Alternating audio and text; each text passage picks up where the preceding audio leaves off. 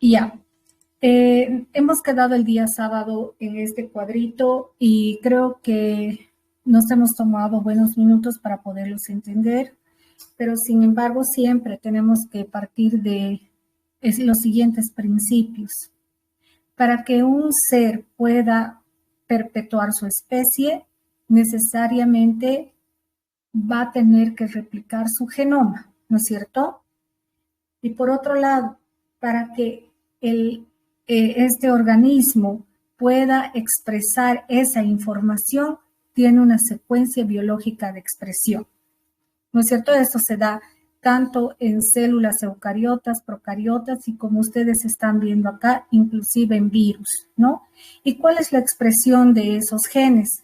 La expresión de los genes van a ser básicamente su cápside, ¿no es cierto? Su cápside, después si es un virus envuelta, las proteínas de la envoltura. Y miren lo interesante, y quiero que se queden con ese concepto, por favor, que los virus en realidad obtienen la membrana de la célula hospedera, ¿no? Ahora, otros principios que ustedes tienen que recordar, que cuando es un virus ARN, se va a replicar en el citoplasma, y cuando los virus son ADN, lo van a hacer en el núcleo, ¿ya? Tienen formas diversas de ingreso dentro de la célula, según se trata de un virus envuelto, un virus desnudo, y bueno, eso lo vamos a repasar ahora, ¿no? Vamos a ver justamente los pasos que sigue un virus para su replicación, ¿ya? Entonces, el primer evento que un virus necesita para la replicación es el reconocimiento de la célula diana. ¿Qué es una célula diana? La célula diana es aquella célula que va a ser objeto del ingreso del virus. No todas las células van a ser parasitadas por virus, porque si fuese de esa manera, yo creo que a estas alturas del partido no habría ningún ser humano sobre la faz de la Tierra, ¿no? Si una pandemia con un virus de un tipo nos ha matado a millones de seres humanos, imagínense que ese virus parasitase todas nuestras células del organismo, no podríamos sobrevivir como raza humana sobre la Tierra, ¿no? Entonces, los virus tienen tropismo por ciertos receptores moleculares presentes en nuestras células. Es de ahí que ustedes pueden ver este cuadro. Por ejemplo, ¿cuáles pueden ser reconocidos, cuáles van a ser los receptores que van a ser reconocidos por los virus como puerta de ingreso a la célula? Aquí tenemos, por ejemplo, los virus. Tenemos el virus de Epstein-Barr, el de la inmunodeficiencia humana, los rinovirus que son tan comunes, el de la poliomielitis, el herpes simple, el de la rabia, el de la influenza, el parvovirus, digamos el coronavirus también podríamos poner. La diana del Epstein-Barr, el virus de Epstein-Barr, para ya adelantarles, es un tipo de herpes virus. ¿Ya? Los herpes virus son una familia de 8 miembros de virus, son 8 herpes virus, y se clasifican de acuerdo a ciertas características de su replicación, que eso lo vamos a ir viendo ya la próxima clase posiblemente, ¿no? Entonces, vamos viendo acá que estos virus tienen una célula diana o una célula blanco, se llama así. En este caso, el de Epstein-Barr es un linfocito B. El virus de la inmunodeficiencia humana, ustedes saben que es el linfocito T. Por ejemplo, bueno, un rinovirus pueden ser células epiteliales, células de la mucosa también, ¿no? Porque son los que causan los resfriados comunes.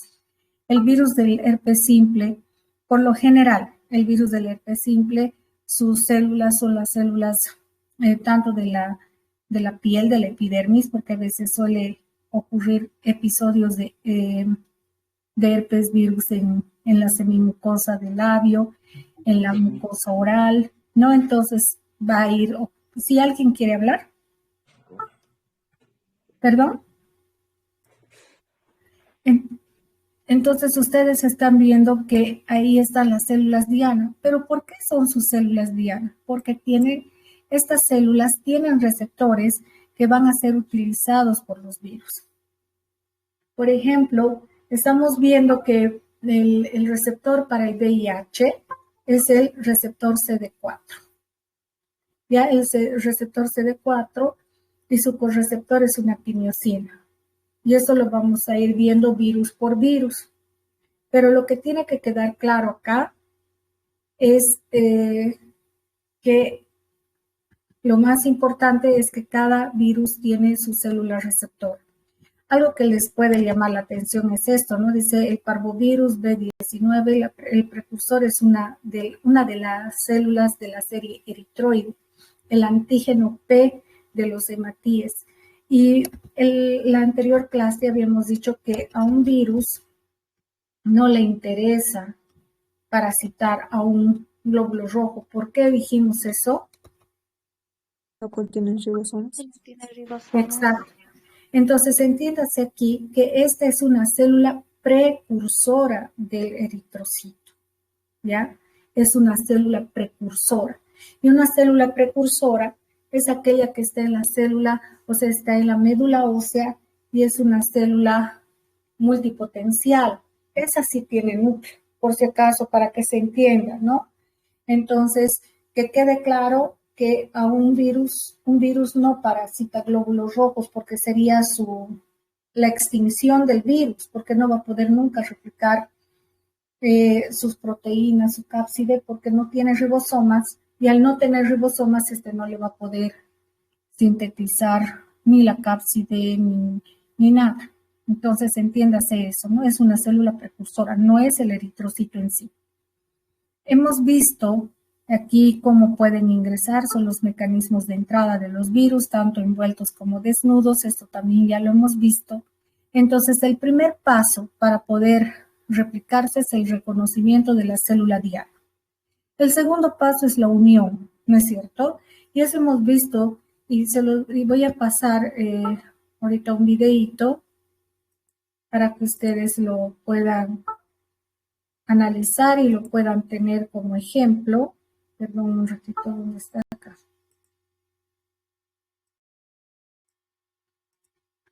Para que ustedes tengan el ejemplo, ¿no? Y que siempre esté clara esta situación. Quisiera, pero sin embargo, preguntar si se está entendiendo todo lo que estamos hablando hasta este momento o hay alguna duda, alguna pregunta.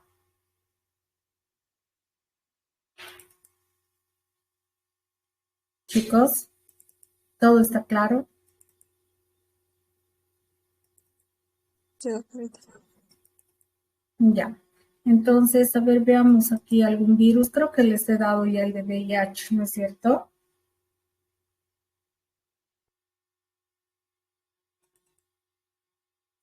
¿Sí? Hemos visto varios de VIH. A ver, les voy a mostrar este otro videito.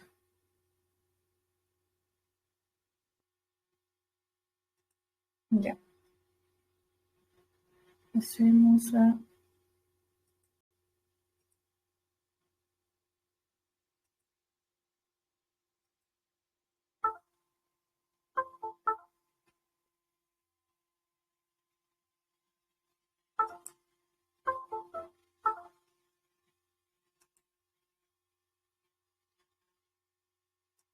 Ya. ¿Se ve el video? Sí, doctorita. Ya, entonces, como verán, ahí tenemos el virus y ahí está la unión y siempre en la célula del hospedero debe existir que un receptor, ¿no es cierto? Ahí está el receptor, la interacción, ese es el ingreso por fusión de membranas, ¿no es cierto? Y miren cómo se descapsida y el peor error que se comete en nuestra célula es dejar libre al ácido nucleico. Pero esta animación les dice mucho a ustedes. Tiene que sí o sí existir, ¿qué, chicos? Un receptor en nuestra célula. Entonces, cuando nosotros hablamos de los pasos de la replicación de los virus, primero tiene que haber el reconocimiento de la célula diana, eso se da por un tropismo positivo a esa célula. Después va a haber la unión, la penetración, la pérdida de envoltura. Hasta ahí se ha entendido, aquí en la animación se entiende eso, ¿no? Llega el virus, la unión, la penetración y tiene que haber, miren, todo esto se tiene que perder, inclusive la descapsidación. Un virus debe descapsidarse para dejar libre, ¿qué? Su ácido nucleico. ¿Sí? ¿Se entendió? Hasta ahí estaríamos aquí, ¿no es cierto? Hasta la pérdida de la envoltura y la descapsidación. Después va a existir una síntesis macromolecular. ¿Qué significa una síntesis macromolecular? Cuando veíamos esta imagen, ¿qué estamos viendo acá? No sé quién tiene su cámara, su micrófono abierto.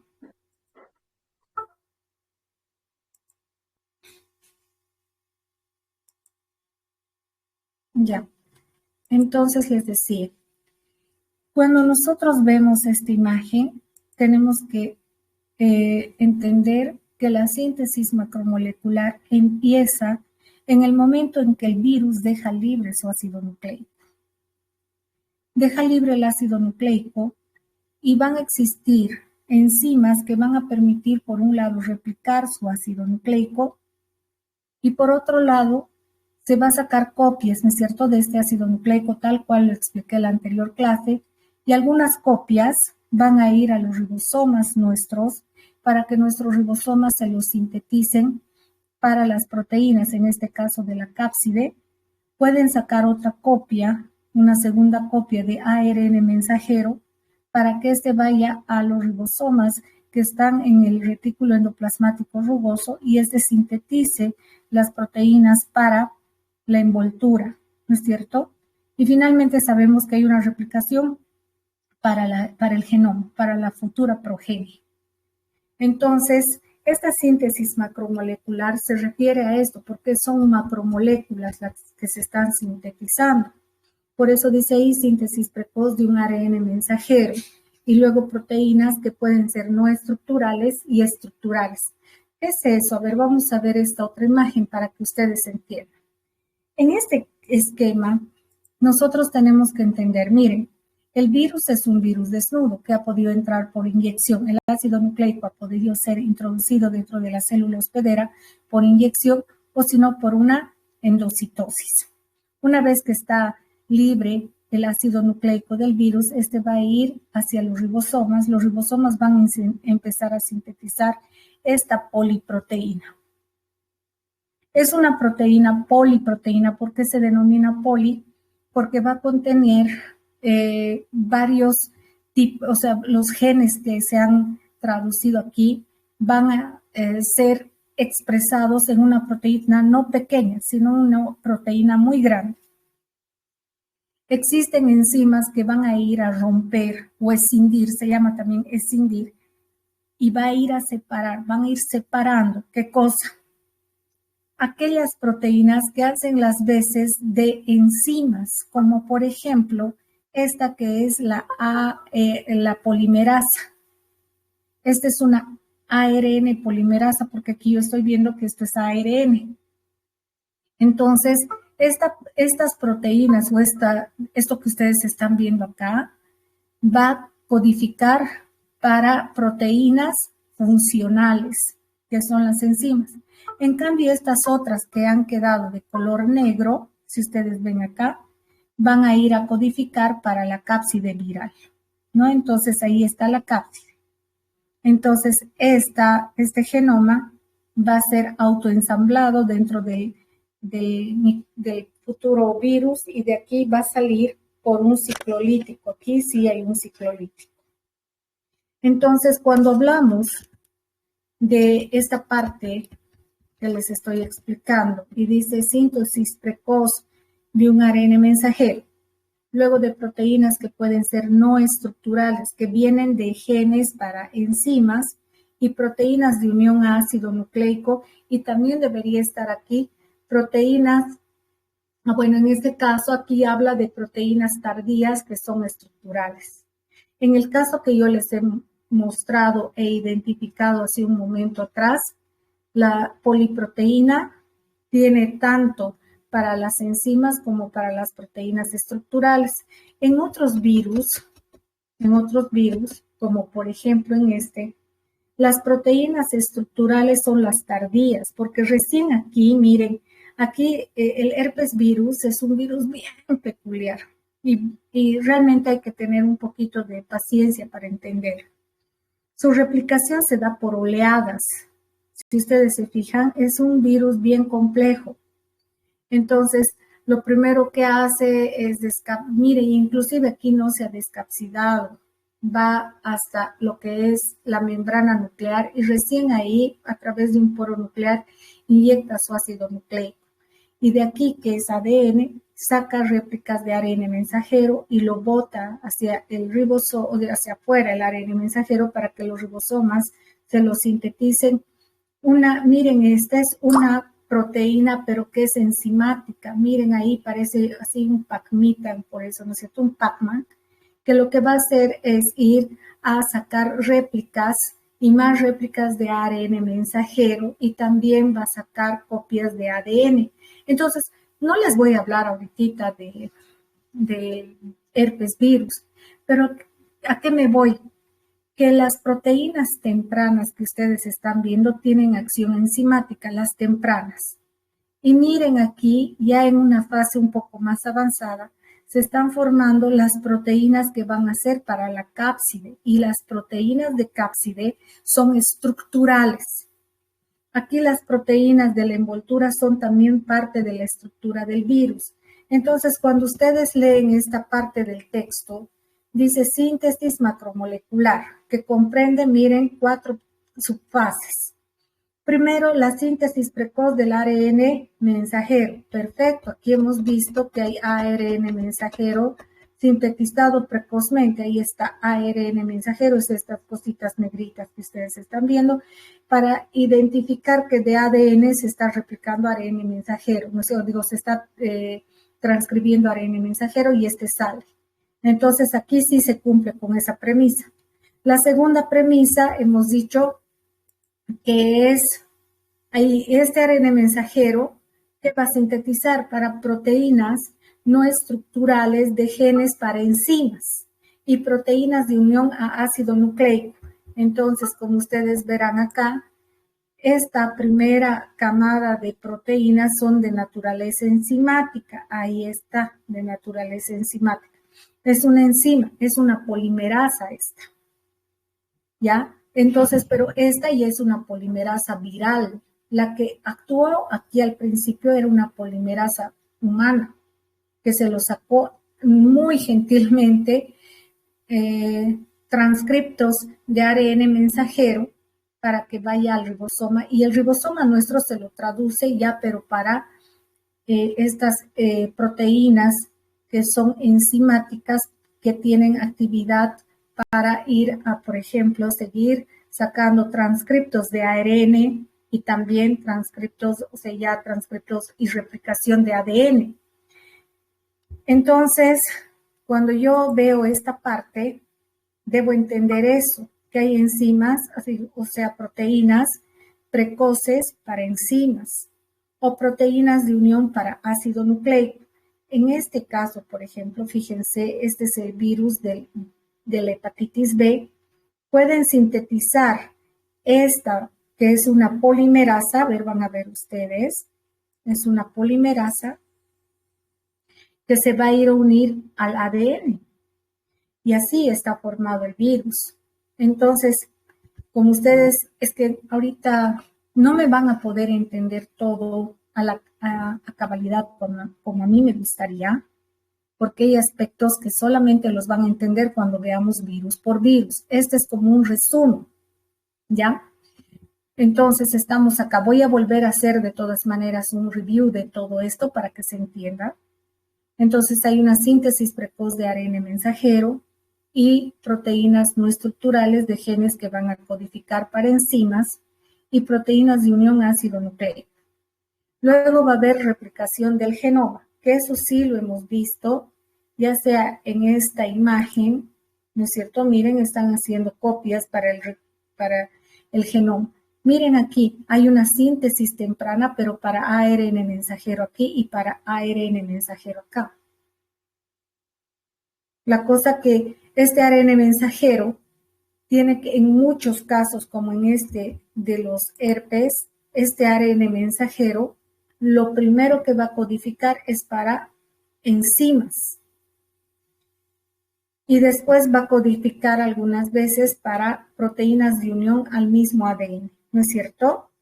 ¿Y aquí qué está haciendo? Se está sacando esta enzima, que podría ser una ADN polimerasa, que ella se está haciendo, se está sacando copias del genoma, que es lo que hemos dicho, ¿no?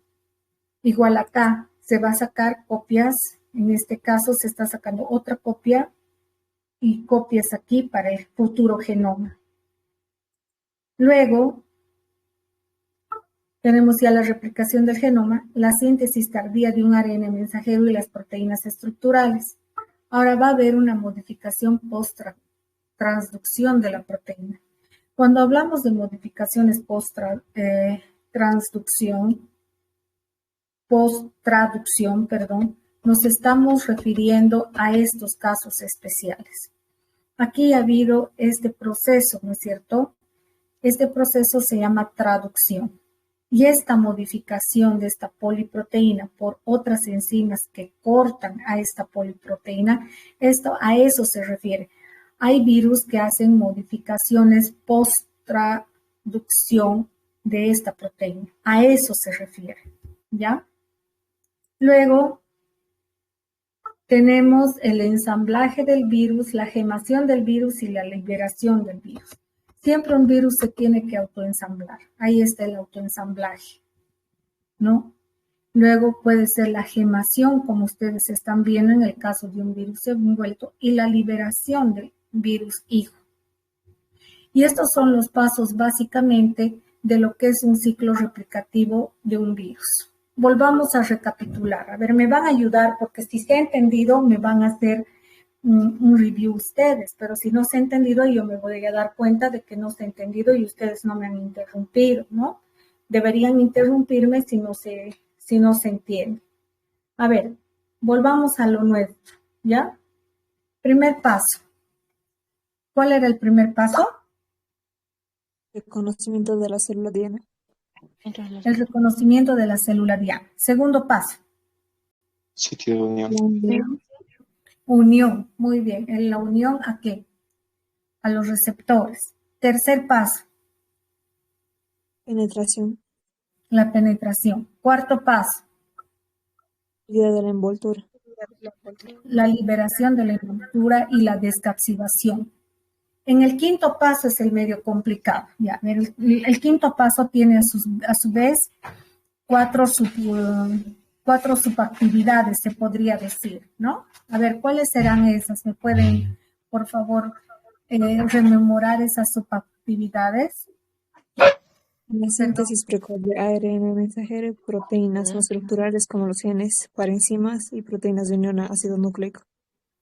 Muy bien, eso está perfecto. Raciel, esas proteínas que me has dicho estructurales todavía no, ¿no ve? ¿Son proteínas para qué? Para las enzimas. Para las enzimas. Muy bien.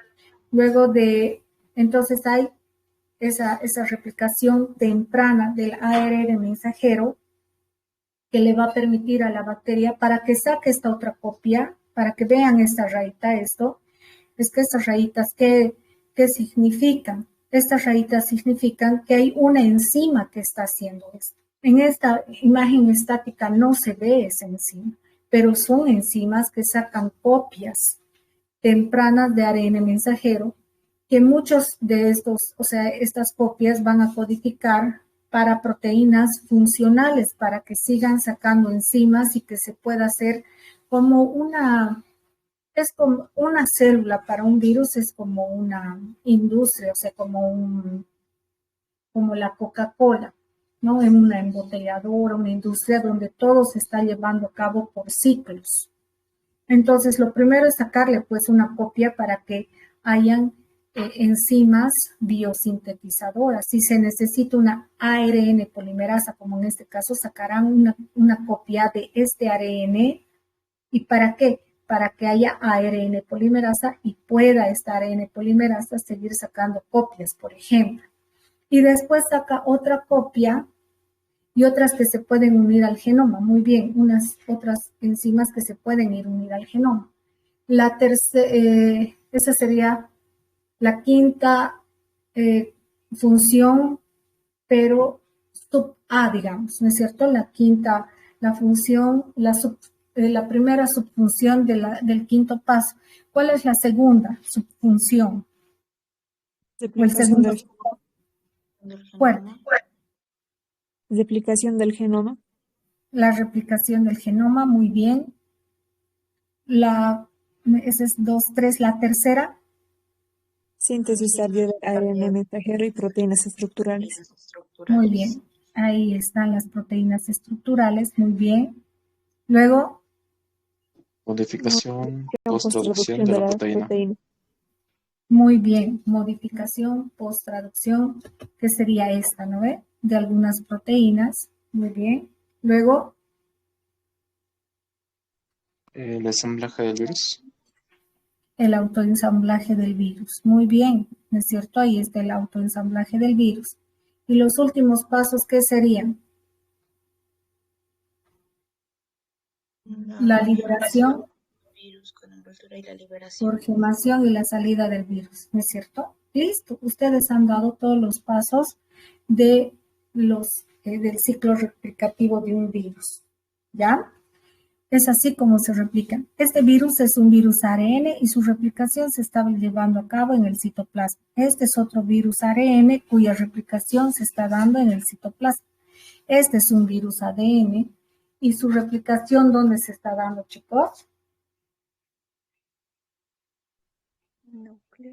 Núcleo. ¿Dónde se está dando la replicación del virus? Núcleo. En el núcleo, ¿no? Miren, ahí está el núcleo de nuestras células, ¿no? Muy bien, eso es. ¿Tienen alguna pregunta? Y aquí se les está volviendo a hacer cada uno de los pasos. Tenemos aquí el reconocimiento de la célula diana. Ahí va a haber la unión a los receptores. Van a disculpar, mi mouse está fallando. Ahí están los receptores para la célula. Entonces aquí hay la unión, la penetración. Después se tiene que ver la liberación, ¿no? ¿Qué fase es esta?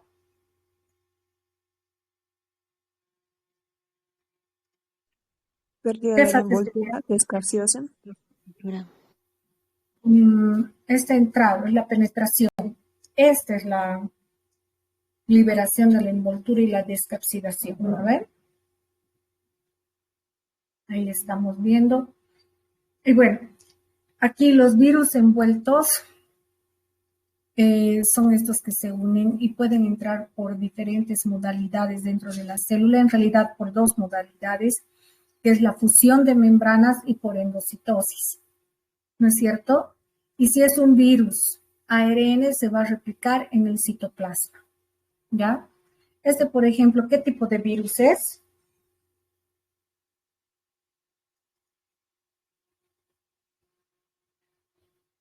¿Qué virus es este? ADN. Ya, muy bien, es un virus ADN. ¿Qué más? ¿Qué más pueden ver?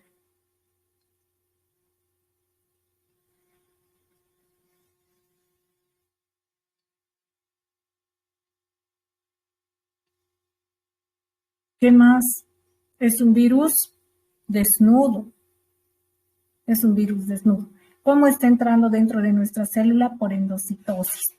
Miren, viaja hasta el poro nuclear y aquí inyecta realmente su ácido nucleico, ¿no? Hasta el poro nuclear.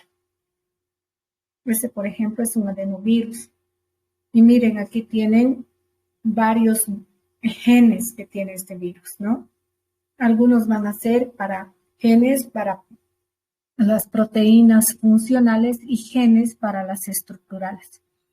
Algo que ya es, digamos, como una regla biológica, es que las proteínas, o digo que las proteínas tempranas son muchas veces para las enzimas y las proteínas tardías para la parte estructural del virus, ¿no? Son proteínas estructurales.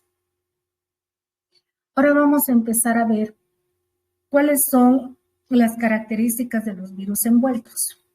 Empezaremos siempre por todo lo que es su estructura, sus componentes. Un virus envuelto tiene una membrana en la cual se van a ir a insertar las proteínas a manera de peplómeros o espículas. Entonces aquí, en los componentes que ustedes están viendo, habla de membrana, sí, ahí está la membrana. Habla de lípidos. ¿Por qué de lípidos? Porque una membrana no es más que una doble capa de fosfolípidos. Habla de proteínas, sí, estas proteínas. ¿Qué son estas proteínas, chicos? Son las proteínas que van a formar partes de sus peplómeros o espículas, ¿no es cierto?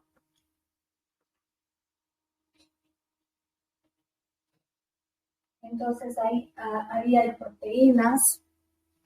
Después van a haber glicoproteínas que pueden ser también unidos a glúcidos. Entonces eso es lo que tiene un virus envuelto. ¿Qué propiedades tienen los virus envueltos? Primero, que estos virus envueltos son lábiles ante los siguientes factores ambientales. A ver, antes de continuar, quiero hacerles una pregunta. ¿Cuál de los virus ustedes creen que es más resistente a las condiciones ambientales? ¿Envueltos?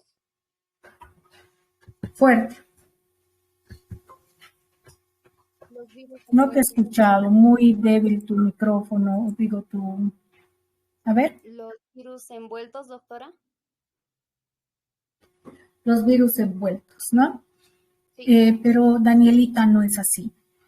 Te cuento que todos piensan lo mismo, pero más bien los virus envueltos, quiero que vean ustedes, son frágiles, lábiles. ¿Ante qué? Ante los ácidos, detergentes, desecación, calor. Un virus envuelto para poder vivir necesita humedad. En cambio, estos que son los virus desnudos pueden mantenerse hasta meses en la naturaleza y pueden sobrevivir a las condiciones ambientales adversas. ¿Por qué? Porque no tienen membrana. La membrana, más bien, en un virus envuelto, le da labilidad, le da fragilidad. Esta membrana, no nos olvidemos, es de dónde viene la membrana de los virus envueltos. Puede venir, y eso también quiero que vean. Miren, este es un virus envuelto. ¿Y de dónde está obteniendo su membrana este virus envuelto? Miren, ¿de dónde? ¿Qué era esto? ¿Qué es todo esto?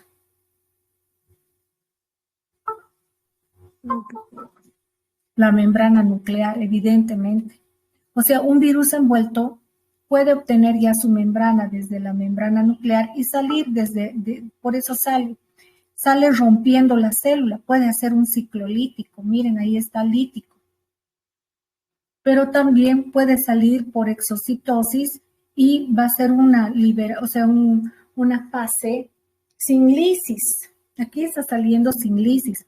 O sea, los virus que se replican en el núcleo pueden salir por dos rutas, por lisis o por liberación y haciendo un ciclo lisogénico, sin romper a la célula, ¿no? Entonces, fíjense aquí, cuando los virus, los herpes, tienen esta manifestación, ¿y de dónde surgen estas ampollitas? Estas ampollitas no son más que las millones de células que se han roto por la lisis, y este líquido que ustedes ven es todo este líquido, todo este citoplasma repleto de virus. Por eso cuando el paciente se toca o rasca, puede llevar el virus desde una comisura labial a sus ojos, al ala de la nariz, depende de dónde, porque esto se rompe, estas vesículas son bien frágiles. Se rompen y más bien el paciente disemina al virus, ¿no? Entonces, fíjense que los virus envueltos pueden obtener su envoltura desde la envoltura nuclear, así como también desde la envoltura de la membrana citoplasmática. Pueden salir sin romper la célula por exocitosis o pueden hacer lo siguiente, ¿no? Pueden romper la célula y salir por lisis. Pero bueno, no estábamos en eso, estábamos en las características. Entonces, contra todo pronóstico, los virus envueltos son mucho más lábiles que los virus desnudos. Y aquí tenía, miren que me he descuidado, ahí estaba la imagen.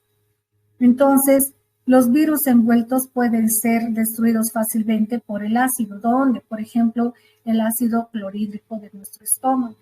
¿Por qué creen que el VIH no se transmite por gotitas de fluye o por algo que comemos? No, porque es totalmente lábil al ácido. Llegaría al estómago y sería destruido totalmente. Esta membranita se destruiría.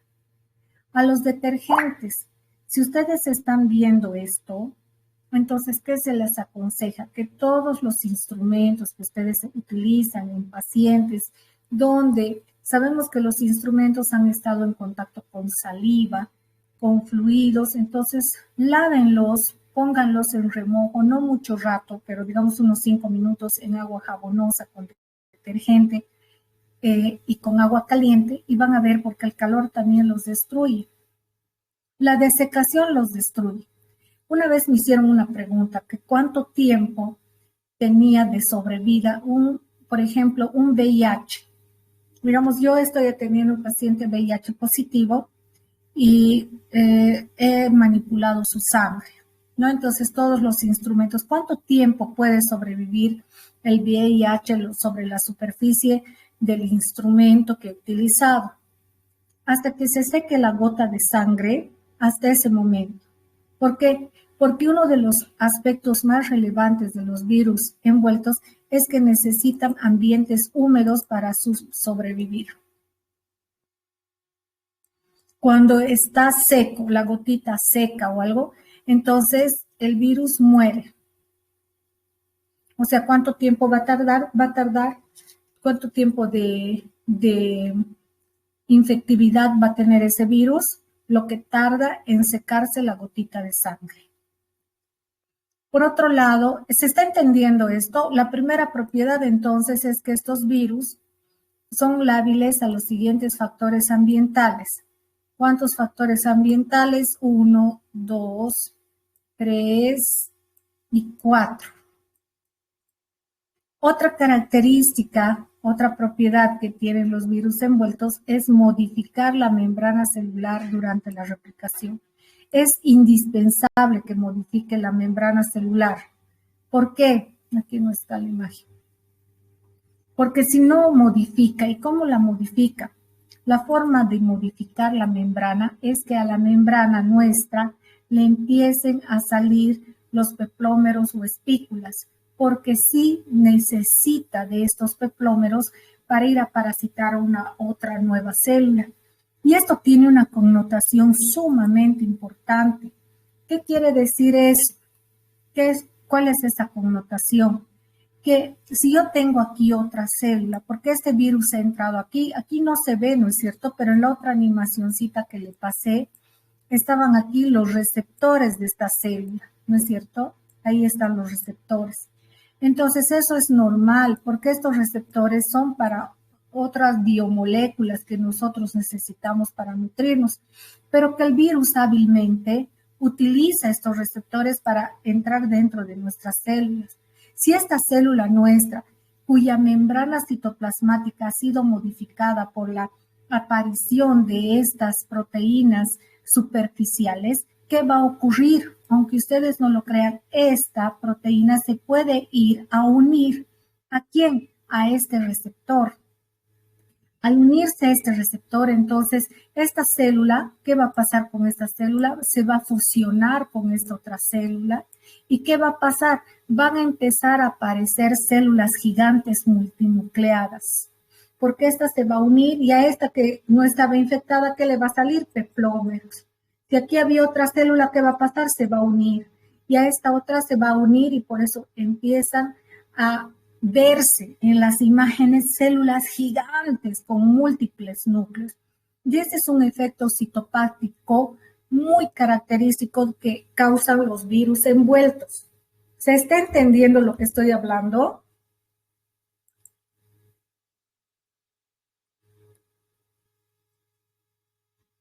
Hola, chicos.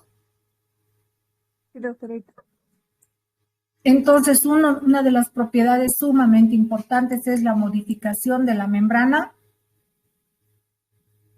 celular durante su replicación. ¿Cómo son liberados los virus envueltos?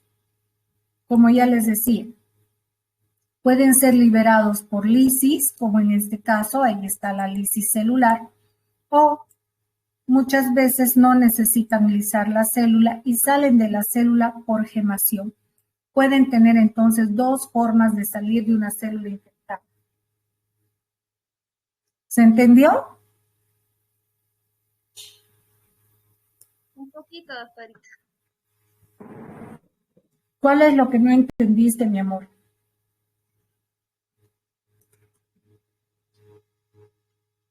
Desde la modificación o de la replicación. Ya. A ver, un virus tiene que modificar sí o sí la membrana de la célula que ha infectado, porque un virus envuelto, a ver, ¿de dónde obtiene el virus envuelto su envoltura? De la membrana. De la membrana. ¿Cómo está entrando este virus acá? ¿Cómo está entrando este virus acá? Con una envoltura y con peplómeros, ¿no es cierto? Ahí están los peplómeros, ¿sí? ¿Sí, chicos? Sí, doctorita. Ya. ¿Cómo tiene que salir de mi célula? Tiene que salir igualito, así. Así como entró, con las mismas características debe de salir. Entonces, uno se tiene que preguntar, ¿acaso mi membrana citoplasmática tenía que tener peplómeros virales? No. ¿Quién está haciendo posible que sobre la superficie de la membrana citoplasmática de nuestras células empiecen a brotar o le empiecen a salir estos peplómeros? El genoma del virus. Este genoma viral se ha ido al retículo endoplasmático rugoso y el rugoso eh, se lo ha sintetizado, ¿qué cosa? Las proteínas de la envoltura. Y el Golgi es el que siempre da membrana. Entonces, fíjense, el Golgi va ensamblando estas proteínas, ¿a dónde? A estas vesículas que está sacando, y esta vesícula se va a fusionar con la membrana de nuestra célula, y es por eso que en la membrana citoplasmática celular empiezan a aparecer estos peplómeros. Y miren, ¿quién ha hecho posible eso? Es el genoma del virus. El genoma del virus es el que se apodera de toda nuestra maquinaria biológica. Este retículo endoplasmático rugoso va a dejar de trabajar para la célula. ¿Y qué va a hacer? Va a trabajar ¿para quién? Para el virus. Por eso es que ustedes ven aquí que nuestro retículo endoplasmático rugoso sintetiza las proteínas, el Golgi se lo ensambla, se fusiona con la membrana de la célula y es de esa manera que la membrana empieza a experimentar esta especie de varicela que le sale, ¿no? Pero no es una varicela, sino son las proteínas del virus. ¿Se ha entendido?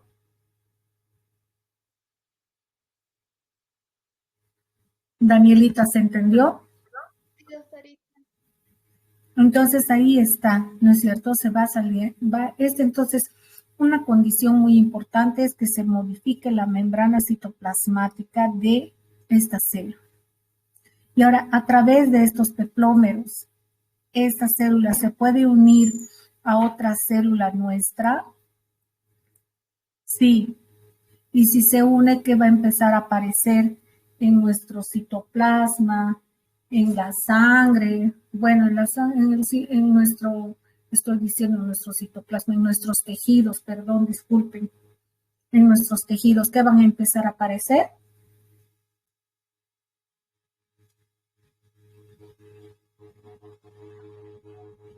¿Qué van a empezar a aparecer? Peplómeros. Aquí aquí han aparecido los peplómeros, pero si esta célula infectada se une a una célula no infectada, porque la célula no infectada tiene receptor para este peplómero, porque este virus, solamente tienen que entender que este virus ha entrado a esta nuestra célula porque tenía este receptor y se ha ligado a este receptor. Y gracias a esa ligación puede entrar. Entonces, este virus, o digo, esta célula que ya tiene aquí expresados los peplómeros, pueden ir a interactuar con receptores celulares de otra célula no infectada. ¿Y esto qué va a pasar? Se va a ir a fusionar. ¿Y qué se va a dar? Dos células grandes, dos células nuestras se fusionan y van a empezar a aparecer células gigantes multinucleadas. Y eso a eso se llama efecto citopático. Cito es célula, pático es enfermo. Ese es un efecto citopático. ¿Se entendió? Sí, doctorita. Ya. La otra característica es que estos virus salgan de la célula, ya sea por lisis o por gemación. ¿Cuáles son las consecuencias de una infección por virus envueltos? Uno, primera consecuencia. No es una consecuencia, en vez de ser consecuencia, que debería ser un requisito para que se mantenga la infectividad de un virus, es que este tiene que tener un ambiente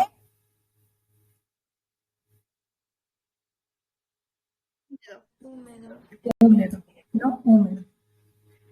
Este jamás no puede sobrevivir en el tracto gastrointestinal. ¿Por qué, chicos? Podría ser por Es el la calor vida. que, bueno, es la vida, sí. El gastrointestinal ácido. Muy bien. ¿Por qué?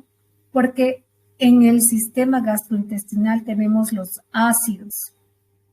Y aquí hemos dicho es lábil, es débil, es frágil ante los ácidos. Entonces, en el tracto gastrointestinal, imposible que sobreviva porque en el tracto gastrointestinal hay ácido, el ácido clorhídrico. Se propaga mediante gotitas de fluye, pero de gran tamaño, porque son envueltos. Y al ser envueltos son los virus más grandes que hay. También se pueden ir a propagar mediante secreciones, y estamos hablando de secreciones geniturinarias. También estamos hablando de otra secreción como la saliva, otra secreción como la leche materna, como el sudor. Entonces, todas esas secreciones pueden permitir la propagación o la transmisión del virus. Por trasplante de órganos, por transfusiones sanguíneas, obviamente el VIH, ¿dónde va a estar viviendo en nosotros? Va a estar parasitando a un linfocito T, y el linfocito T está en nuestra sangre. Entonces ahí también puede ser, ¿no? El linfocito B también. El linfocito B sale por todas nuestras secreciones, y al decir todas, les digo todas. Sangre, saliva, sudor, leche materna, secreciones genitales, la orina, por todas nuestras secreciones. Un virus envuelto no necesita destruir a la célula para propagarse, como en este caso. Ya les he dicho, puede salir por lisis, pero también no. Tiene dos rutas. Puede salir por exocitosis y se libera, listo.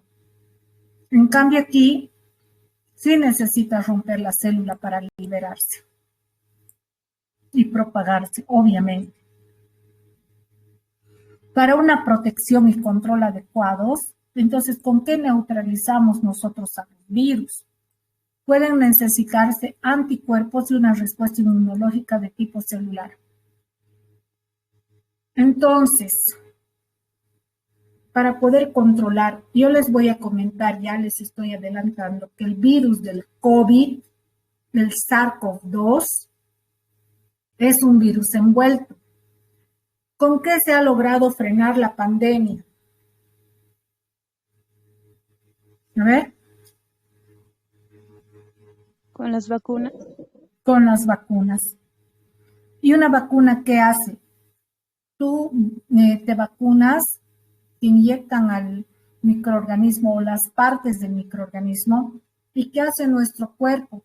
Va a ir a activar a los linfocitos B. Los linfocitos B van a ir a convertirse en células plasmáticas y como células plasmáticas van a ir a formar anticuerpos. Y con eso se ha frenado la pandemia.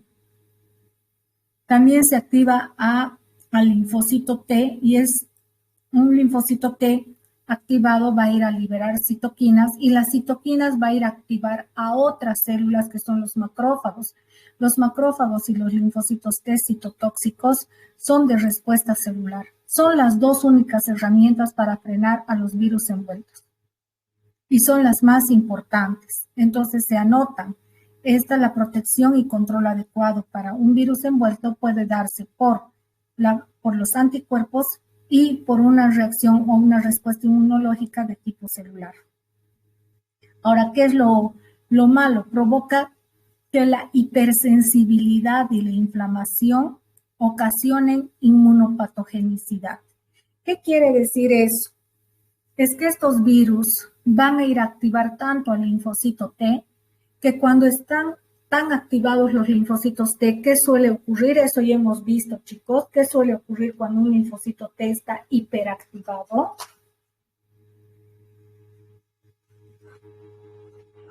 ¿Qué suele ocurrir? Díganme, por favor. Cascada de citoquinas o algo por ahí, creo que era. A ver, no escucho. Porque, a ver, a todos los que han participado se les va a subir puntos, ¿ya? Activación de citoquinas.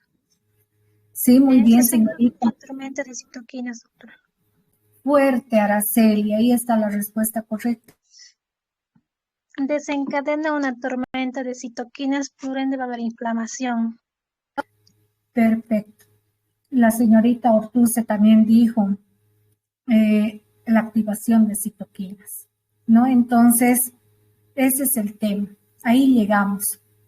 O sea que un virus envuelto puede provocar hipersensibilidad. Eso se llama hipersensible, es que este linfocito va a estar hipersensible y ante cualquier cosa es como cuando estamos hipersensibles nosotros. Me han mirado feo, ¡guau! Nos ponemos a llorar.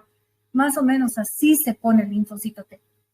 Hay una hipersensibilidad y por lo tanto la inflamación es pues una inflamación sobredimensionada, exagerada y eso provoca inmunopatogenicidad porque una inflamación muy exagerada puede hacer que inclusive en el caso del COVID han colapsado los glomérulos, los alvéolos pulmonares y no se podía respirar y han muerto, han fallecido las personas por eso.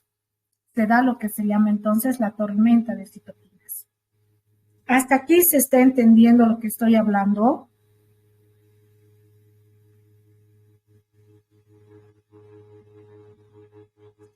¿O hay alguna duda? Todo ok, ok. ¿Qué virus es este?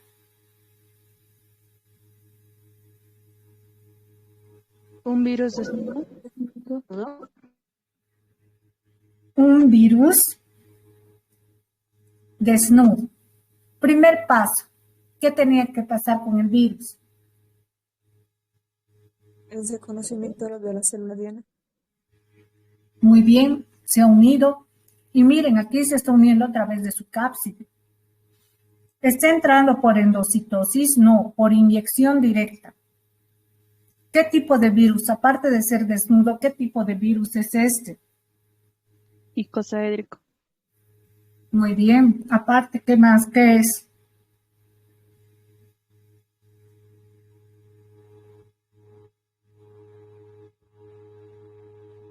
¿Qué más es? ADN.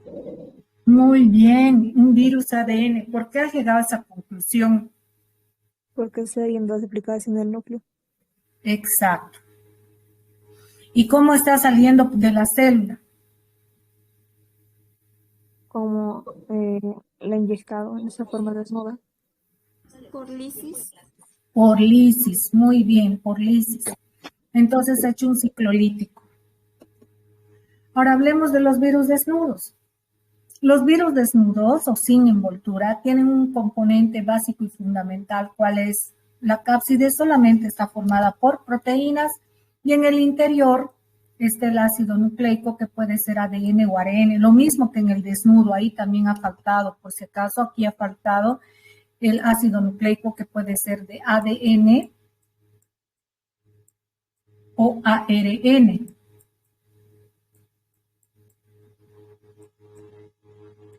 Y aquí lo mismo, ¿no? Está la proteína y puede ser un virus ADN o un virus ARN. Ya. ¿Cuáles son las propiedades? Ahora miren, a diferencia del virus envuelto, este es estable ante los siguientes factores ambientales. La temperatura no le hace cosquillas, los ácidos no le hacen cosquillas. Las proteasas que están en los ácidos, ¿no? De las proteasas, que son, en otras palabras, son enzimas digestivas. Los detergentes no los destruyen, la desecación no los destruye. ¿Cuál es peor? ¿Un virus envuelto o un virus desnudo? Desnudo. Virus desnudo. Desnudo. Imagínense que la pandemia haya sido por un virus desnudo. El alcohol que hemos puesto en todo lado, el hipoclorito, todo no hubiera frenado. Y son tan chiquititos que hasta los barbijos podrían haber sido atravesados. Gracias a Dios no hemos tenido una pandemia por un virus desnudo. Hay que darle gracias a Dios, porque se han muerto millones, el doble de la mitad de la población del mundo se hubiera desaparecido, ¿no? Entonces, los virus desnudos habían sido estables a ¿cuántos factores ambientales? 1, 2, 3, 4, 5, a 5 factores ambientales. Y siempre se liberan de la célula por lisis. Aquí sí no hay que se va a liberar por endocitosis o exocitosis. No, pues, porque no necesitan la membrana celular. Entonces, ¿qué tienen que hacer? Siempre tienen que romperla para salir y seguir siendo desnudos. ¿Ya? ¿Cuáles son las consecuencias? Pueden propagarse fácilmente por fómites. ¿Qué es un fómite? Se entiende por fómite aquel objeto contaminado con las gotitas de fluye que han precipitado. Por ejemplo, si yo estoy hablando tanto ahorita en este momento, estoy liberando tantas gotitas de fluye y si ustedes vieran mi computadora y ustedes van a ver su computadora, van a estar así con puntitos después de tiempo. Y esos puntitos, ¿qué son? No son más que las gotitas de fluye que han caído, se han precipitado sobre esta superficie y se han roto. Y si yo estuviera con diarrea y voy al cuando estamos con diarrea, ¿qué pasa? Sale las heces fecales como un estallido y los fómites se quedan en el inodoro. Entonces, personas que, por ejemplo, tienen hepatitis, van y hacen eso, van a llegar a inclusive transmitir, por eso aquí se van a propagar o transmitir fácilmente a través de fómites. Y se mantienen mucho tiempo. ¿Por qué? Porque la temperatura, el ácido, las proteínas, los detergentes no le hacen nada.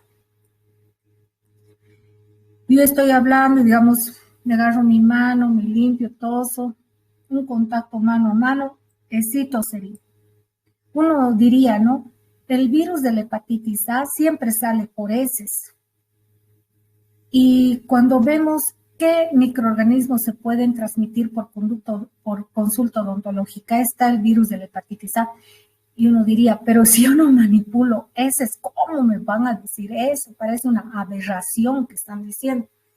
Pero ese pacientito que desconoce que está con hepatitis A, no se limpia bien o se limpia, digamos que las heces como son medio aguachentas, al limpiarse el papel higiénico se embebe de eso, el paciente es un niño, por decirles, ¿no? Agarra y con esas manitos no muy bien lavadas, o finalmente su mamá le lava, pero ¿qué? Ah, es resistente al detergente. Va a su consulta, le da la mano, contacto mano a mano. Ahí se puede, listo. O cuando el rato de echarse en el sillón pone sobre los reclinadores y ahí, ¿no es cierto? Ahí las partes donde ponen sus manitos, listo.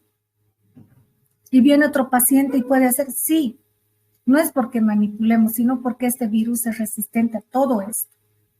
Por eso cuando se detecta a chiquitos con hepatitis A, hay que ponerlos en cuarentena, peor si es de hepatitis B, por el polvo.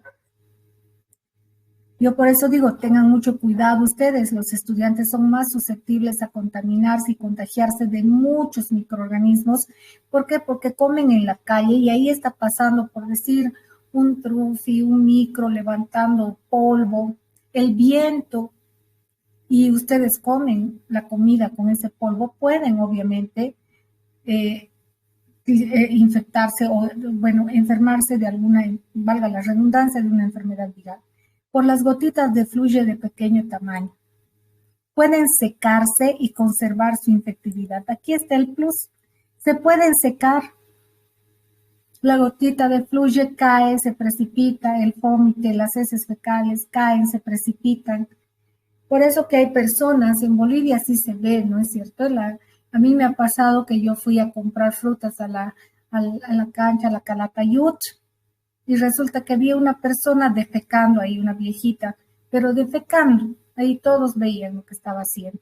Y esas heces, ¿qué van a pasar? Se van a secar con el calor, es resistente a la desecación, se transforma en polvo.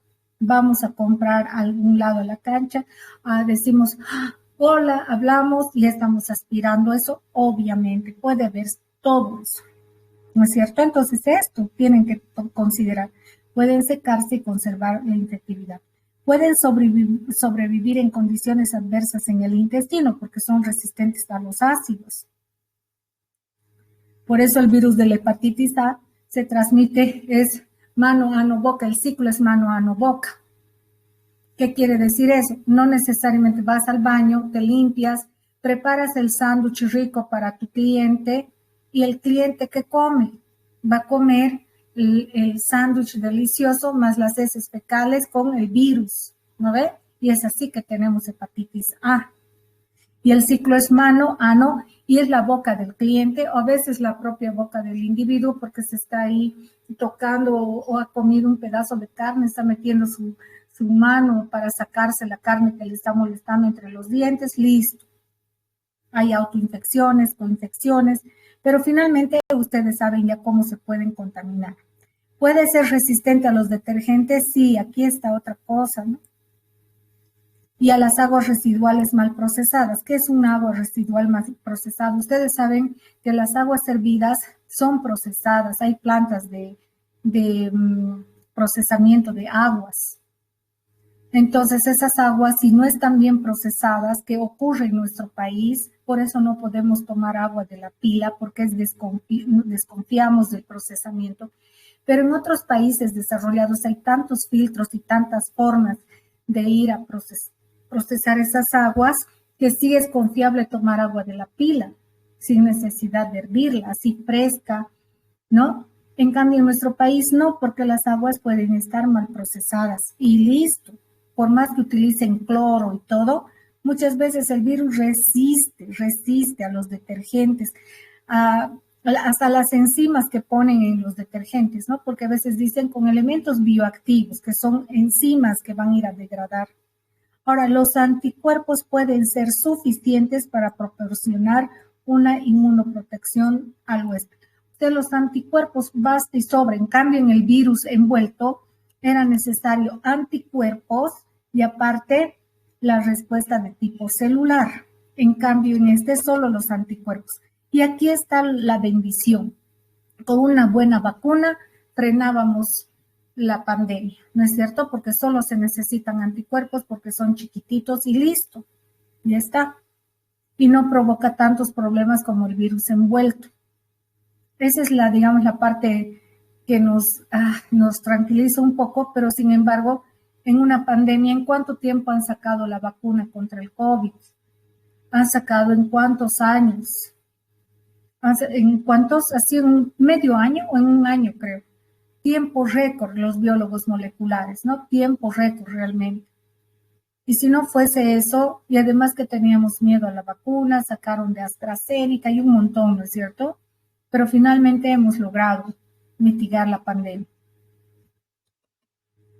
¿Cómo se puede interpretar la infección de los virus? Las infecciones pueden pasar desde agudas hasta persistentes. ¿Cómo vamos a interpretar? Este cuadrito es bien útil para entender la infección ocasionada por los virus. Una infección aguda, como por ejemplo un resfriado común, tiene las siguientes etapas. Aquí está la fase donde esta rayita es el periodo de incubación. Yo me contagié aquí. El resfrío, ¿cuánto tarda? 1 o 2 días. Es bastante agudo. Y de aquí empiezan los cuadros clínicos, ¿no es cierto? El episodio llega a un episodio bastante, miren ahí está, bastante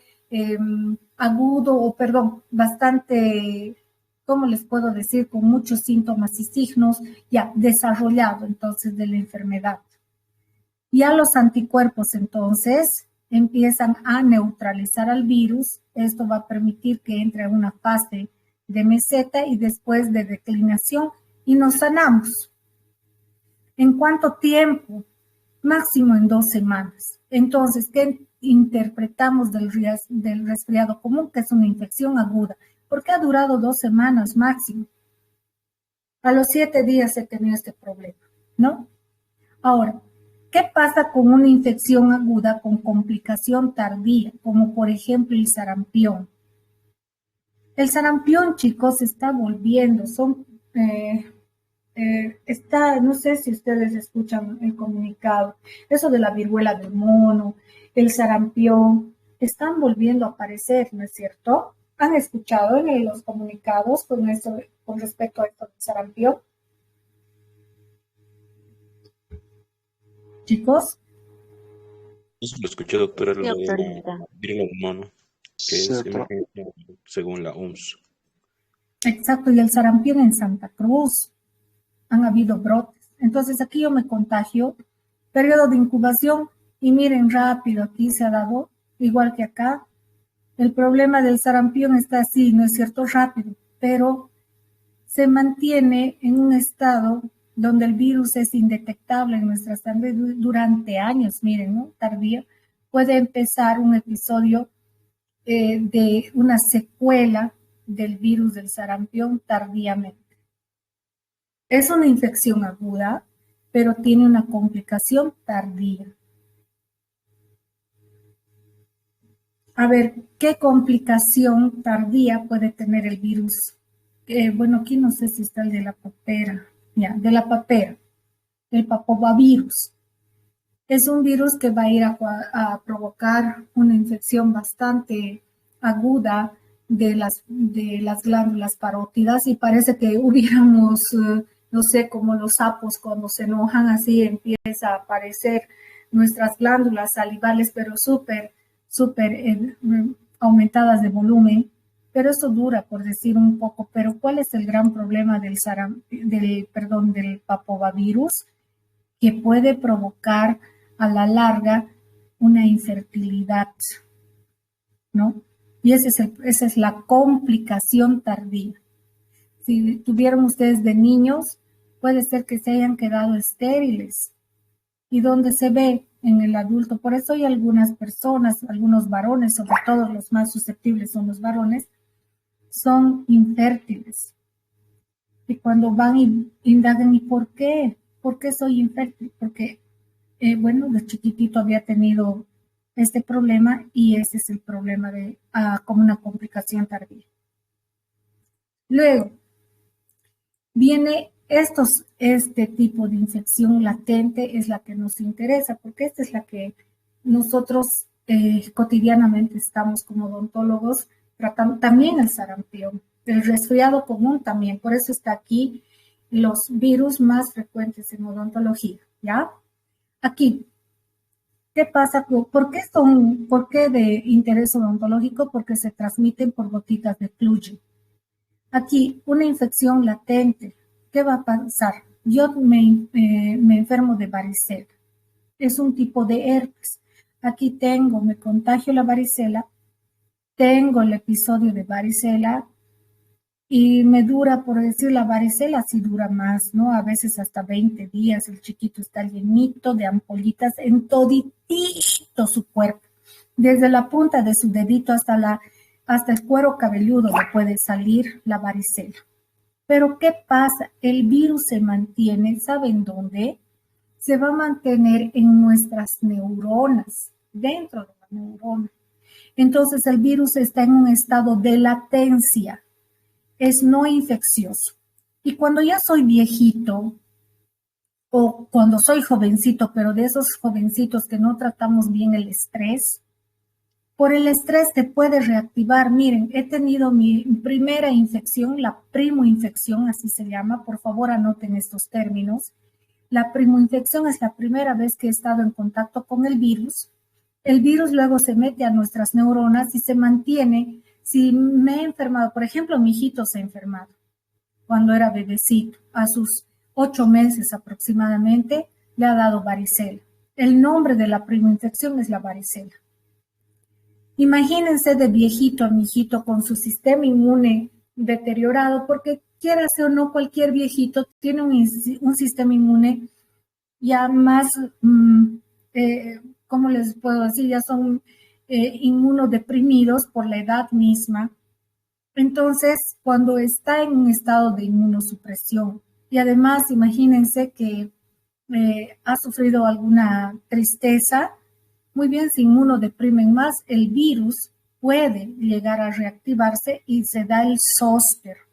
El zóster, chicos, es la recurrencia, porque la primoinfección es la varicela, la recurrencia. ¿Qué quiere decir recurrente? Que me está volviendo a dar este proceso. Y es bien frecuente en ancianitos. Y lo más penoso es que da una neuropatía terrible. Les duele que no tienen idea. Pero no se va a ir, el zóster no se va a ir a dar en todo el cuerpo como en la varicela. Solo afecta a un nervio.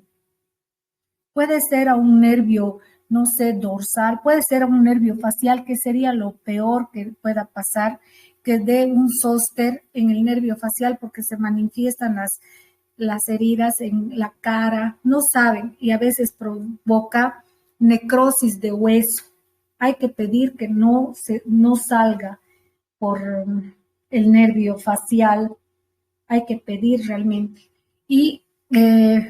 Pero por lo general y la gran mayoría de de los episodios de zóster sale por la médula espinal y eso vamos a ver en herpes zóster. Pero esta es una enfermedad, entonces, es una infección latente. ¿Se puede transmitir en consulta odontológica? Ya les he dicho. ¿Resfriado común? Sí. ¿Sarampión? Sí. ¿Papovavirus? Sí. ¿Varicela? Sí. Hepatitis B. Esta es una infección ya crónica. Miren qué bonito este dibujo. Aquí ustedes entienden qué es una infección aguda y qué es una infección crónica. Yo aquí me contagio con la saliva de mi paciente porque sale por todas las secreciones. Listo, aquí. El periodo de incubación, eso sí es un poquito largo, aquí está muy cortito, ¿ya? Puede ser hasta 40 días de incubación y empiezan las manifestaciones clínicas. Hay un culmen, o sea, hay una parte donde me va a dar todo el episodio grave de la enfermedad, pero ¿qué pasa con el virus de la hepatitis B? Persiste para el resto. Y podemos morir con un hepatocarcinoma, o sea, una hepatitis llega hasta un hepatocarcinoma. Por eso hay que identificar rápidamente para que se dé un tratamiento y se frene al virus. Pero lamentablemente el virus vive dentro de nuestro hepatocito y de nuestro hígado para siempre. Entonces, ¿qué es esto? Es una infección crónica. ¿sí? Y otra enfermedad crónica que puede tener episodios de la enfermedad más tardíamente es el VIH-Sida, ¿no? Aquí yo me contagio 3 meses, en el peor de los casos unas 2 o 3 semanas, empieza todo, escalofríos, diarrea, sin inespecífica, pero qué comido, pero eso, una diarrea terrible, un decaimiento y todo eso, entonces estoy aquí en este problema y el virus se mantiene latente en nuestras células y si se reactiva, o sea, tenemos que todo el tiempo estar testeando lo que es esto, el linfocito T, todo el tiempo hay que hacer recuentos del linfocito T para mantener un estándar y decir, bueno, sí, mi tratamiento antirretroviral me está yendo bien porque mis linfocitos T y mis plaquetas están ok. Empiezan a caer, ahí hay que ver otras estrategias y todo, porque si caen, los otros microorganismos pueden empezar a molestar, causar, por ejemplo, el citomegalovirus puede causar ceguera, puede llegar los otros al hígado, pueden ir a falla multiorgánica y eso. No solamente por virus, sino también por hongos, por bacterias, por eso se llama síndrome. Y puede llegar al deceso del paciente. Pero miren, son crónicos. Y bueno, los famosos virus lentos que ya los hemos estudiado, los priones. Me contagio aquí y cuando empieza la manifestación o el episodio de la enfermedad, digamos aquí, yo me contagié a mis 20 años. ¿Cuándo puedo manifestar la enfermedad? A mis 60. ¿Cómo me voy a acordar qué me pasó a mis 20, hace 40 años? ¿Qué pasó? ¿Qué hice? ¿Qué comí? Y esto es por lo general lo que da el episodio de la enfermedad. Puede ser una enfermedad neurológica, ¿no? El Alzheimer, ya les he dicho, es una de las, se ha atribuido a los priones una de las etiologías del Alzheimer. Entonces, fíjense lo que es agudo, que es bien característico en poco tiempo, el episodio en corto tiempo, también remite en corto tiempo. Algunos, como en este, remite y no da secuelas. Aquí puede dar y puede haber una complicación tardía. Aquí puede dar y el episodio puede ser tardío, pero aquí no es crónico, ¿no? Crónico es que se mantiene, ¿no? Durante todo el tiempo, durante todo el periodo a veces de nuestra vida, igual que el VIH, y bueno, esto, ¿no? Y ahí está tiempo, inclusive en años, ¿no? ¿Tienen alguna duda, pregunta hasta acá? Hablamos de las alteraciones de las células producidas por una infección viral. Como les decía, si una célula está enferma, se puede ir a fusionar a otra célula. ¿Y cuál va a ser el problema? Que se van a ir a unir, es fusionar esta célula con esta otra célula. Si aquí hay otra célula con otra célula y empiezan a aparecer estos aspectos. ¿Qué son estos? Aquí estaba nuestro tejido normal y aquí empiezan a aparecer estas cosas así negras. ¿Qué es esto? Y hacemos un zoom en el microscopio y estas son células gigantes multinucleadas, porque las células se han ido fusionando, ¿no? Transformación celular. Hay virus oncogénicos. Una célula normal tiene esta forma, por decir, ¿no? Y que aparezca esta otra forma es que se ha transformado. Entonces, la transformación celular es muy variada, ¿no? Ahí, por ejemplo, estamos viendo esta célula transformada del epitelio mamario de una rata. Entonces, ¿qué ha pasado? Cambia de forma y los oncovirus, que son virus causantes de cánceres, causan eso. Por ejemplo, les voy a dar uno que ustedes pueden ver claramente. ¿Ustedes alguna vez han visto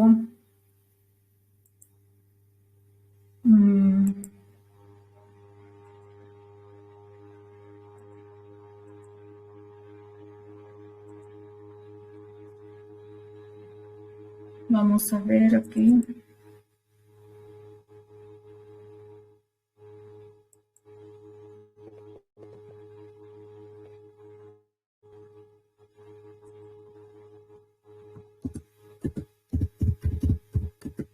Vamos a ver acá. Y a ver si.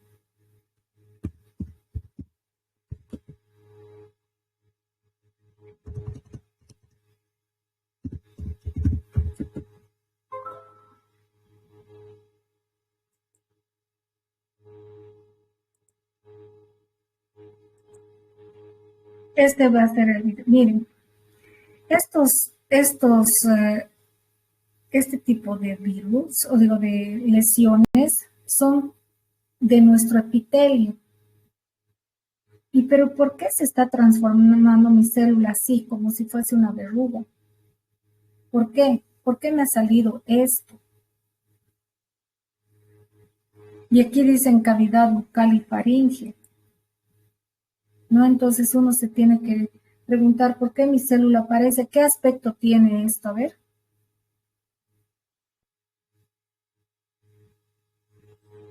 ¿Qué aspecto tiene, chicos?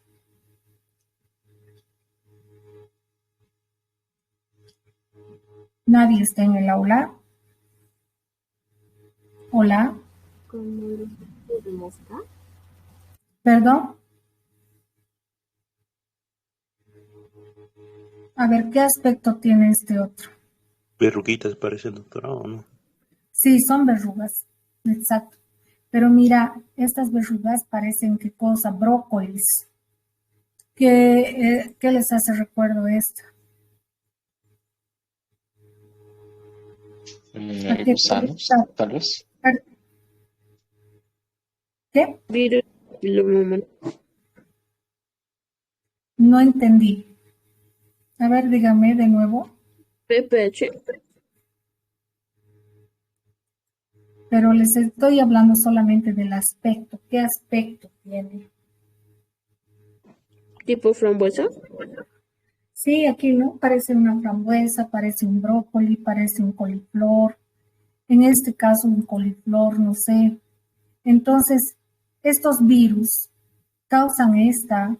¿Y qué es esto? Es una, ustedes van a ver acá, esa es una transformación celular.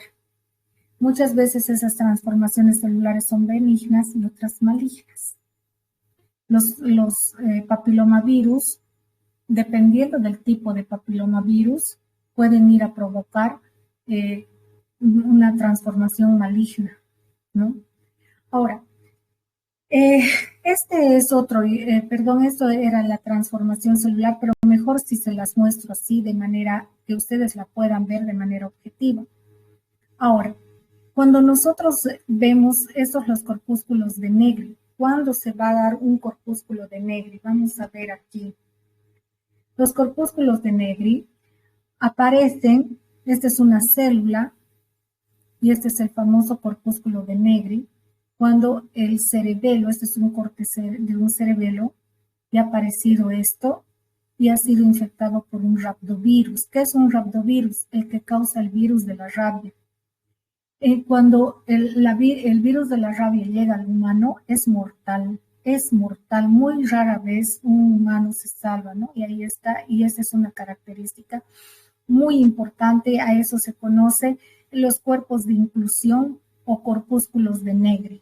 Esto es un efecto citopático. En el dengue, ¿no es cierto? Hasta el anterior alcalde de Santa Cruz hizo la burla de una periodista y le dijo cara de dengue, ¿no? Dengue, porque el dengue allá es más frecuente.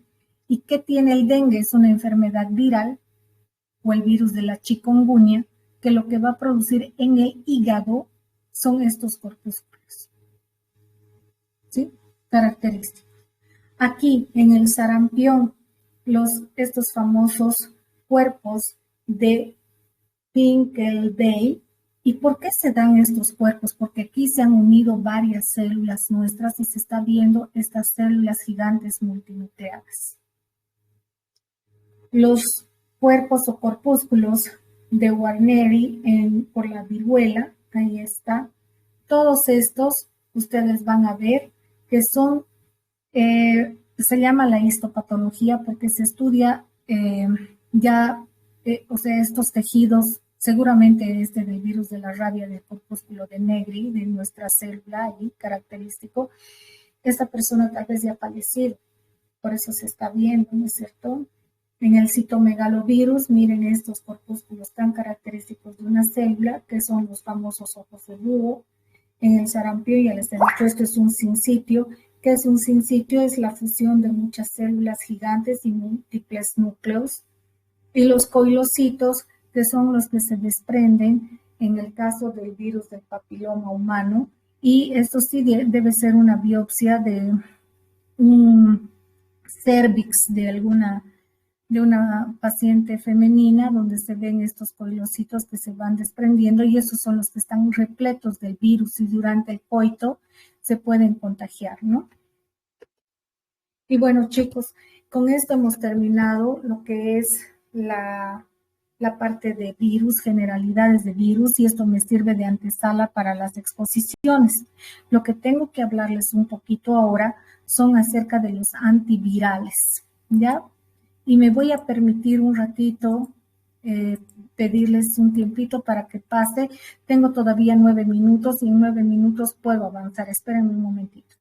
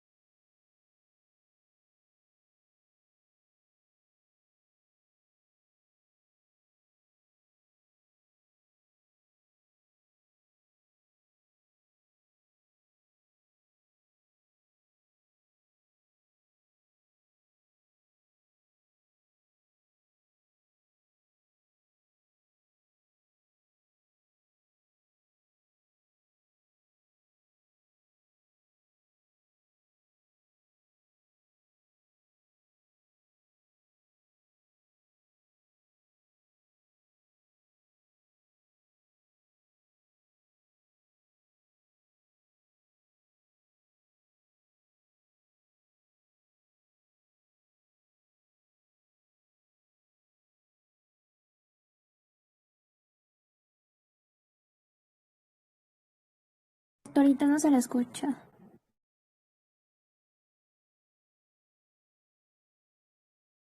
He dicho que le esperemos. Mil perdones. Ya, les estaba diciendo, los antivirales.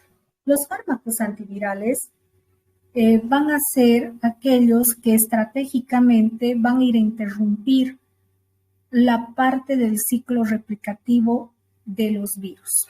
Entonces, hay muchos antivirales que se han encontrado y su propósito es ir a bloquear, por ejemplo, lo ideal sería la fase de adherencia aquí, ¿no? Lo primero sería romper aquí la fase de adherencia, ¿no es cierto?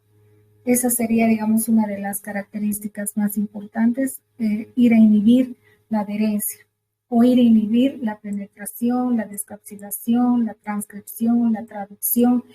¿Cuál es la transcripción? Sabemos que la transcripción, si es un virus ADN, se va a dar la transcripción de ADN a ARN, por ejemplo. La traducción es de ARN a proteínas aquí, ¿no es cierto? Entonces se puede, aquí, evitan la penetración, evitan primero la adherencia, la penetración, la descapsidación es clave, porque ahí se va a quedar el virus, el genoma retenido. Si es un virus ADN, la transcripción. Si es un virus ARN, la traducción. La replicación, aquí la replicación del genoma. ¿Sí? El ensamblaje, aquí el autoensamblaje, el ensamblaje, aquí no. Y finalmente la liberación del virus. Entonces, hay muchos antivirales que tienen por propósito de interrumpir esas fases, ¿sí?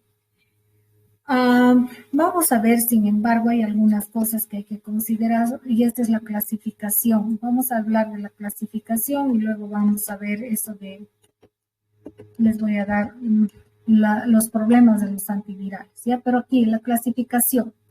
En la clasificación de los antivirales vamos a tener 4 grandes grupos. Los análogos de los ácidos nucleicos del virus. ¿Qué quiere decir un análogo? Los antivirales que se parecen mucho a los ácidos nucleicos de los virus. Les voy a dar imágenes para que no se estén aquí perdiendo. Que los inmunomoduladores, los fármacos utilizados contra el VIH y otros fármacos antivirales como por ejemplo la amantadina, el Foscarnet y otros, por ejemplo, contra el SARS-CoV-2. ¿Ya? Empecemos. El lugar de acción, entonces ya sabemos, miren aquí en la absorción dice ninguno, pero este texto yo se los he traído a propósito para que ustedes vean la evolución que había. Esto era antes de la pandemia. Ninguno, dice aquí. Sin embargo, con la pandemia y con todo lo que hemos vivido de virus, antivirales y hay muchos que inhiben la absorción del virus. La amantadina es el que evita la descapsidación. Los que inhiben síntesis y los análogos de los ácidos nucleicos son estos. Miren, hay hartos.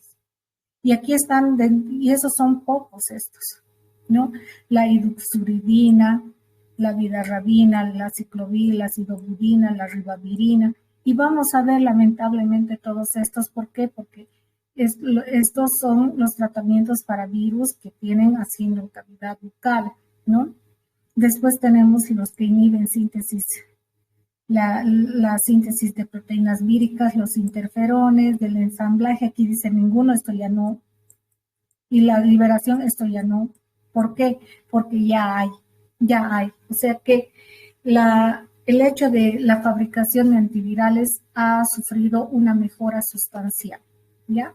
Aquí les estoy dando, por ejemplo, miren todos los que van a inhibir la adhesión, penetración del virus. Miren, de los que decían no hay, miren cuántos se han aparecido. Los que bloquean la penetración, igual, miren acá. Los que van a evitar la pérdida de la cubierta, la amantadina, la rimantadina. Y la amantadina se utiliza, van a ver ustedes, no sé si toman anticludez, hay con amantadina y evita la descapsidación. Miren todos y eso que les he traído, un pantallazo de, digamos, bien pobrecito de todos los antivirales que ya hay en la actualidad, ¿no? A los que les toca exponer, por ejemplo, virus de VIH, van a ver que hay una infinidad contra el VIH, ¿no? Estos son los análogos de los ácidos nucleicos. ¿Por qué quiero ver algo? No sé por qué. Un ratito, por favor. Quiero ver algo que ha pasado. Un ratito. Van a disculpar de nuevo un cachito, por favor. Algo ha pasado aquí. No sé si estoy utilizando la misma presentación o qué ha pasado, porque tenía algo. ¿Por qué nos está dando esto?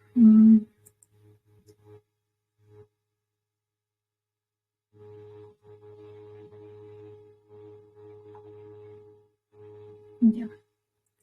Ni modo, chicos, van a disculpar, es que he tenido algún problema con la recuperación de algunas de mis diapositivas porque tuve algún problemita con mi computadora. Y bueno, van a disculpar que les esté haciendo perder su valioso tiempo y creo que ya es hora. Sí, ya es hora.